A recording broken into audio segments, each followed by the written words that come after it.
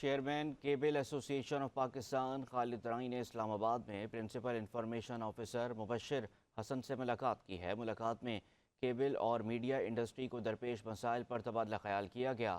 خالد رائی نے cable net work کو ایک منظم صنعت قرار دیتے ہوئے کہا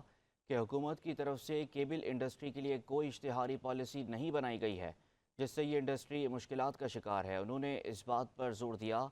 کہ باوجود اس کے کہ الیکٹرانک میڈیا، آؤٹ ڈور، ڈیجیٹل میڈیا اور سینما تک کے لیے مربوط سرکاری اشتہارات کی پالیسی موجود ہے، مگر کیبل انڈسٹری کے قانونی ان ہاؤس چینلز کو اب تک اس سے محروم رکھنا ایک افسوسناک عمل ہے اور کیبل انڈسٹری کی بقا کے لیے فوری طور پر اسے تشکیل دینے کی اشد ضرورت ہے۔ پی آئی او مبشر حسن نے کیبل اور میڈیا انڈسٹری کی حمایت میں مکمل تعاون کی یقین دہانی کروائی اور اس بات سے اتفاق کیا کہ اگر کیبل ایسوسی ایشن آف پاکستان ناظرین کے مطابق اشتہاری پالیسی کی تجاویز پیش کرے تو سرکاری اشتہارات کو کیبل ٹی وی پر شامل کرنے پر غور کیا جا سکتا ہے۔